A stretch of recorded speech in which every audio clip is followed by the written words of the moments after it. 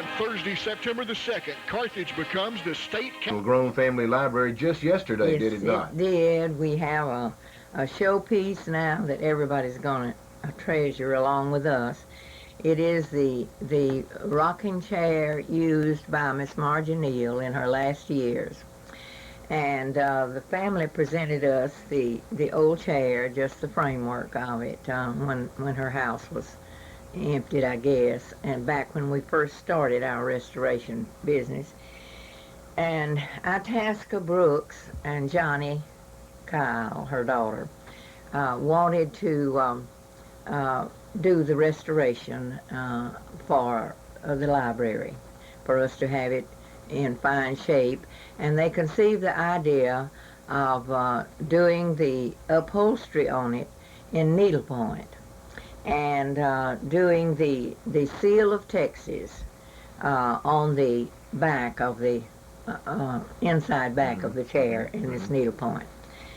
And Itasca was going to have it all done. Johnny was going to help plan it and deliver it and so on. And they got it started, and Itasca then, of course, died and didn't get to finish the job. But Johnny didn't give up. She kept, and a lady in, I think it was Tyler, Longview or Tyler, I'm not sure which, that actually did the needlepoint.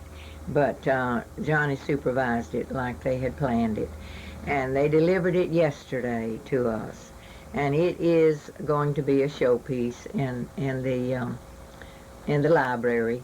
And we have it just draped with plastic now because we're still doing some building to get the new Panola County Public Schools records room finished, and so it makes a lot of dust, and we don't want it to get dirty right off. But it is a beautiful thing, and we appreciate it. And Johnny and Grady Kyle and their family got it finished in memory of Itasca. I know everyone will be anxious to go and view that. Yes. Because it sounds like something of great beauty. It's something very special, and we're proud to have it. Speaking of something special, our program today talks about class reunions 50 years, quotation marks, plus. Right. October sounds like an interesting month in that at least two classes graduating from Carthage High School at least 50 years ago will have reunions. Now, when this happens, this is a historical thing. And I thought that for two reasons we would talk about class reunions today. One is to emphasize how important they are. We don't need to lose touch with our early friends and longtime friends, because they're the ones that understand us perhaps better than anyone else. And we just need to keep in touch with them. But we don't always do that, and classes do have reunions, 10 years, 20 years. I remember when they first started that, I was around, and the long time element was not prevalent then. That was a long time ago. But now, those classes that graduated a long time ago are wanting to see each other after all these years and find out where they are and what they're doing. So I thought we ought to honor them today. First of all, we have the reunion of a class that has never had one. And they graduated 61 years ago. And that's the 1932 class. And I understand that Helen Underwood is the reunion chairman to get this together. And I think this is certainly interesting that they are meeting after they have not met for such a long time. I have tried to find out who is in that class, and I have finally been able, through Rosalie Edge's work on looking into the microfilm files of the Panola Watchman. We didn't have annuals in the 30s. That was Depression time, and there were no high school annuals. But she got this information on the classes that didn't have annuals to record them, and brought it to us at the library. And this class in 1932 had 45 graduates. Now, I understand that there are 25 of them still living. 20 are deceased. But that's pretty good after 61 years. Yes, it is, That more than half of them are still here. Understand, we think that a couple has lived a long time if they can celebrate a 50th anniversary. Now, here's a high school class that's celebrating a 61st anniversary. Now, I say to you that whatever records they have, that's history. And so I hope that if they do a booklet or something, that they will share one with the library, because we have a whole shelf of Carthage High School annuals, and we have a good many Beckville High School annuals. But we have I had made it for years my business to get them all filled in. And the surprising thing is that people have been coming in looking up their people in this shelf, on this shelf of annuals from 1913 on. And of course there was a break during the Depression that they didn't have annuals, and this was one of the classes during that break. I think it's interesting that K. Troy Harkrider was in that class. And I have the whole class here, but we can just call off a few names and understand who some of them were. We remember Jewel Strong. He was in that class, and he's deceased. We remember Andrew Woods, who was principal here at one time and then had a school named for him in Tyler.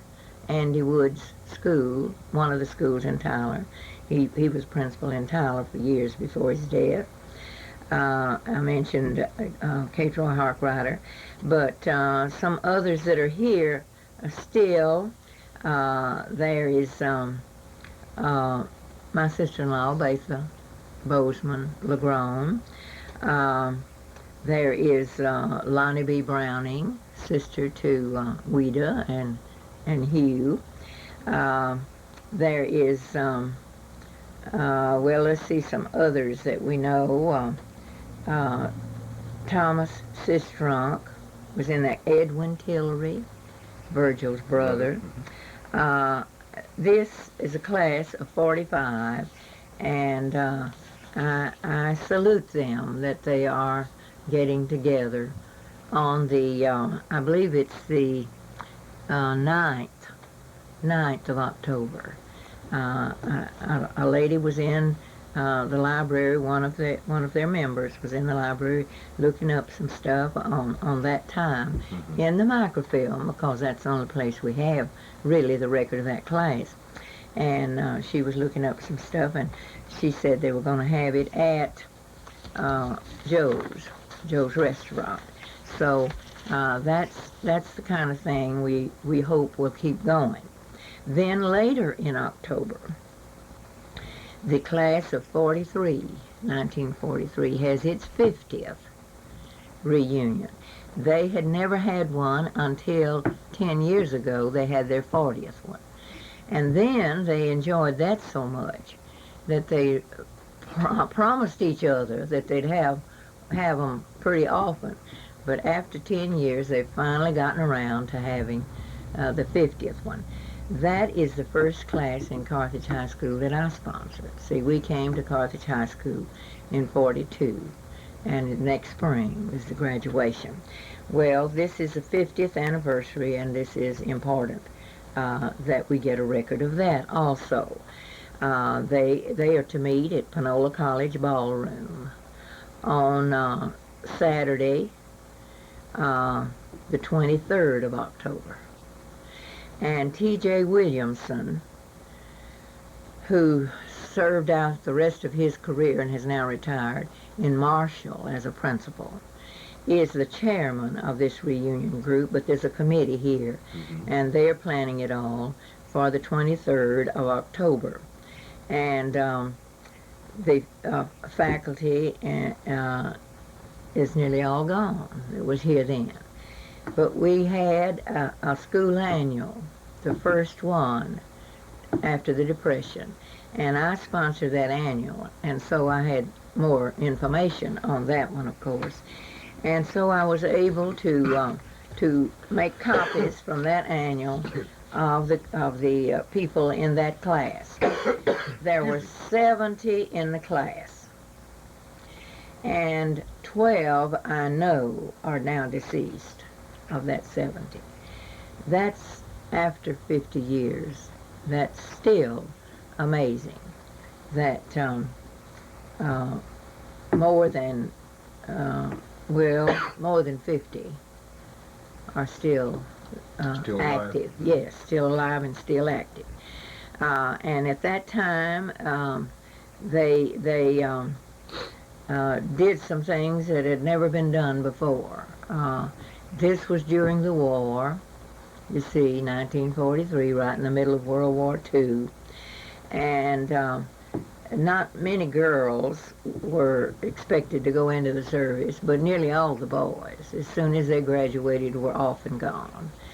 So they didn't have a very happy time to look forward to, and yet they had a dynamic year as seniors. The first victory over Center in 18 years, and that was the team that did it. And from then on, from the football season in the fall, the rest of the year, things popped all that year. They were so proud of themselves, they didn't know what to do. Well, let's see who were some of those senior boys that I think I have the names of the ones that were in that team. Let me see if I don't. Somewhere here I do. Hold your paper for you. Thank you. I got it. Thank you. I thought I saw a page back there that said athletes. Well, here we are. Here are the seniors that were in it. Okay. The Bulldogs took the field and downed the Center Rough Riders 20-0. And this was the first time in 18 years. On this team were 6 seniors. The captain, Dan Austin Boland. Then James Arney, Frank Willis, Wesley Barnett, Kay Baker, and Billy Fight Edwards. All of those from this class. And, of course, everybody looked up to them as being the leaders, but then they had a bunch of fine juniors on the team also. Then they went on, this same bunch now, went into basketball, and they were still full of energy and proud of themselves. And so they won district in basketball that same year.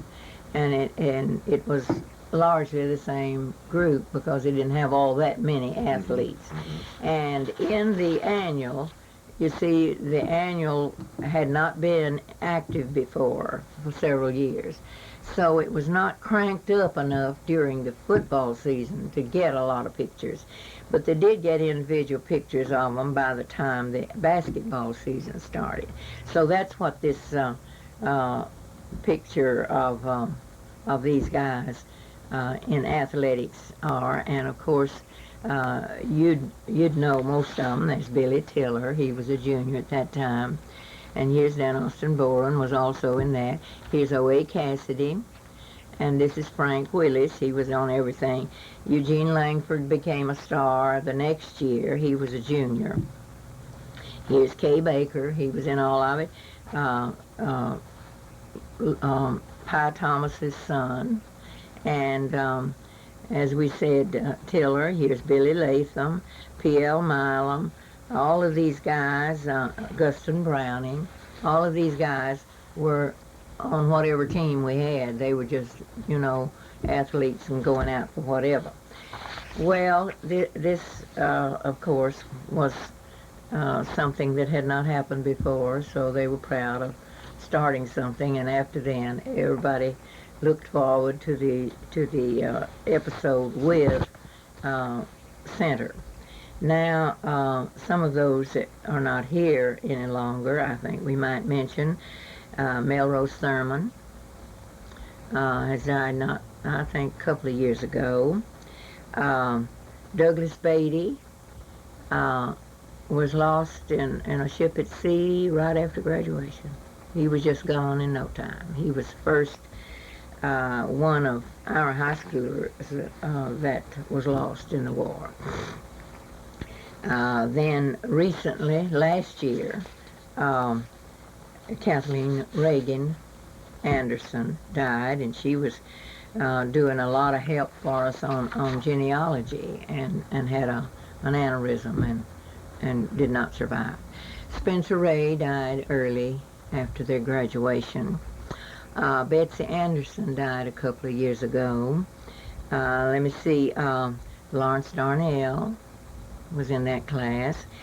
And Billy Fight Edwards was in that class. Remember, he was killed, I believe, in Colorado Mountains on some work there in a thunderstorm. Ted Davis has died. He was in CIA for a career all over the world, and then I think settled back at Houston, and I believe died last year. Mary Lee Langford has died. Dixie Gully, and that was last year, wasn't it? He died. And Franklin Cockrell, and Regina Powell, and of course Frank Willis. Remember, he was 3 years ago. He started out helping us, and we lost him, and it was a blow. Mildred Knight has died, and Roy Cadenhead, that was a county officer, clerk for so many years, has died. Dorothy Black, remember that she has died. Now, what about the faculty? There was a total staff in 1943 of 28. Compare that to what we have now. 28 teachers. Let's see, somewhere I have the faculty. We were in Kuntz Building, by the way. That was our first year in the high school. Mr. Martin was one of those that went to the war. And Grady, my husband, became a temporary superintendent for 3 years while Mr. Martin was off in other lands. And we had a total staff, as I said, of 28. 19 of them were in high school, and 10, well, that would be 29, wouldn't it? Yeah, 29 instead of 28. 10 in elementary school. Now, of the elementary school, 4 are deceased, and that leaves 5. And then in high school, 19 have died. No, 10 have died, and 19 are still living. And I think that's kind of surprising, that 19 of the total faculty is still living. Really is. That was the faculty then. Well, we have all of them listed, but what we're interested in here is to congratulate them for making this effort to get together and enjoy each other and find out where everybody is, and be able to enjoy knowing something about it. Some of the things that have happened in response to these, I'm going on because I see our time is going. Reunion booklets like this are done by some of the classes, and I'm so proud of this one because Joe Wedgeworth's class of 1939 had their 50th reunion. What was it, in 80 what?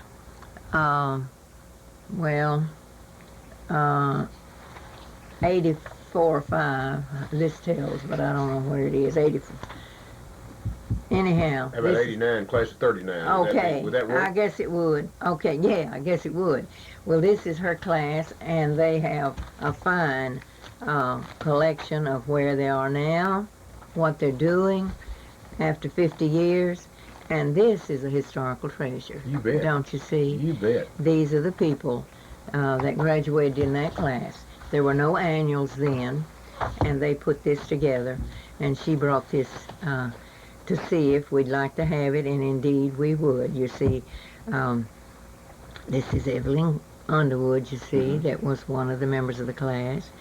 And this is not extremely, it should not be extremely complicated for one to do, because it's just a form thing. Just let me tell you about myself. And right. You just fill it out. Right. Name, address, occupation, most of the habits. classes do it, do something with it, and after they have been separated for 50 years, this becomes a historical document. And so I hope that other classes will participate in getting this together and sharing a copy that will be for everybody else, for their grandchildren in the future to come look it up, because those grandkids may not keep up with this. You know, it gets put away and gets lost. So this is a part of history, and all of the people involved in it. And Joe Wedgeworth is trying to help us collect as many things as we can. But just yesterday, one of her class members was in the library and saw this and says, "Oh, that's my class." And I says, "Yes, Joe Wedgeworth brought that too." "Oh, she did." He says she was a smart student in in our class in 39. And this was Mr. Lucius Barton. And right at the same time, his sister, who graduated in 1929 from our school, was looking at everything, and she wanted to see the annual for her year. I says, "There was not an annual in 20." "Oh, yes, there was. Yes, there was." I said, "No, that was the beginning of the Depression, and they didn't have an annual that year. That's when they were printing them every 4th year in high school. And when it got to 29, we were in the dark. So far as money was concerned, nobody could afford it." Well, I didn't convince her, so I didn't argue. She says it had a brown cover. I says, "That is 25. She said it had my picture in it. I says, "Well, look at this one. It has a brown cover." And she turned through it and found her class. And she was in the class. It was an elementary class picture. She said, "No, mine was an individual picture." And I says, "Well, if you ever find it, we want it." But she won't find it. But she turned page by page. She knew everybody in it, you see, because she was in school at that time, and the school was small. But she has forgotten that they didn't have an annual. They had a school newspaper, but no annual. These kinds of things slip your memory after a while if you don't have something to jog it. So I'm saying my daughter Kathleen Tuttle, is in this 1943 class, and I told her that I was going to talk about the classes, including theirs, and that I hoped for them to have a great time together this time, our 50th anniversary. Now, their reunion will be when again? On the 23rd, what did I say? I don't know if I have it on my paper or not here. Here it is. Saturday, October the 23rd. Yes, it is the 23rd. And the other group is on The other October group the is 9th. yes, yes. The other group is before this one. Okay. But they still have time in both of them to get in touch with the chairman if they need to. Helen Underwood is the chairman of the reunion committee for the one on the night, the 61st anniversary, and T.J. Williamson is the chairman of the one for the 23rd. Is Mr. Williamson still in Marshall? He's in Marshall, yes, and his telephone number is in the paper this week, so they can call if they want to. Okay, very good. Time flies It does, each yes, Thursday, doesn't it? Yes, it does.